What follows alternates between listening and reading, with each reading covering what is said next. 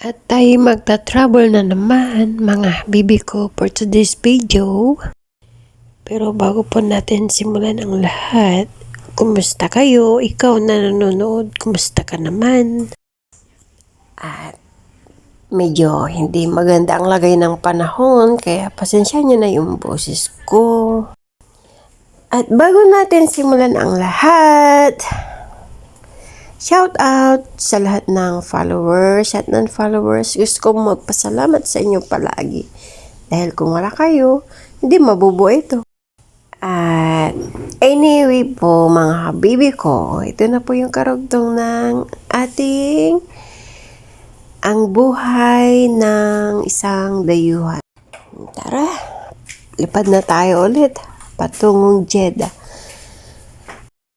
From Cairo, Egypt to Jeddah na po tayo guys. At abangan nyo po hanggang sa huli dahil dito na po yung karugtong at ang reality life ko pagbaba ng Jeddah.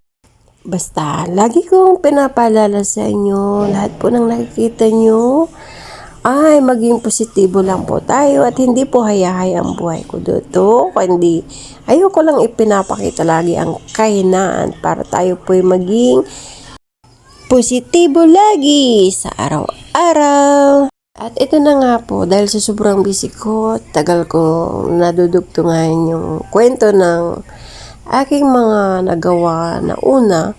Kaya tutuloy na po natin ngayon. Sana andyan lang po kayo, manood lang po tayo.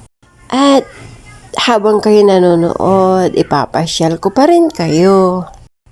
Ipapasyal ko kayo nang walang bayad. Libre lang po manood. So anyway guys, habang binabaybay ng eroplano, papataas. Dahil kami na po ay babiyahe patungong Jeddah, Jeddah KSA. Hindi ko po sinayang ang sandali na makuhanan ang view. Pero nagawi po ako sa bandang pakpak, kaya pakpak na lang po yung nakikita nyo. Bakit kaya lagi akong nagagawi sa bandang may pakpak? Ano kaya yun? Ano kaya ibig sabihin nun guys? Sagutin nyo kaya ako nun. Kasi kalimitang travel ko talagang sa pakpak talaga ako nagagawi. Hindi ko pa nagawi sa may bandang gitna. At ito na nga tayo. Unti-unti na pong pataas ng pataas.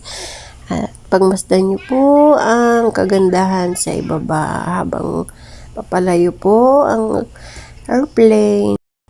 Anyway mga habibi ko, ang travel ko ay just an hour lang po ang aking journey dito sa Himpapawid. Maya-maya ay bababa na rin po tayo. Ito yung part na nahihilo ako pag paakyat na siya. Pero kumuha lang muna ako saglit bago ko pinatay ang aking cellphone. At ito na nga. Malapit na rin po tayo sa final destination. Kunting kurap na lang at welcome to Jeddah. Ito na nga po kami. Dito na po kami sa may Jeddah. Magta-transfer lang po kami ng short train to claim the luggage. Welcome to Jeddah. Welcome to Jeddah, guys. We're going to claim the luggage, mga habibi ko.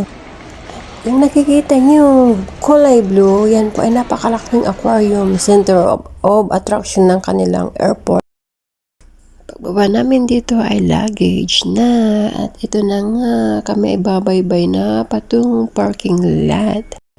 At si amo ko po yung nakikita nyo sa unahan ko. Dahil dadaan muna kami sa waiting area, nandun ang kanyang pamilya. Si Big Boss, Sir, nandyan din. At ang kanyang mga anak, apo na nag-antay. At dito na kami maghiwalay ni Amo dahil sa iba rin akong sasakyan. At back to reality na, magsiserve na tayo.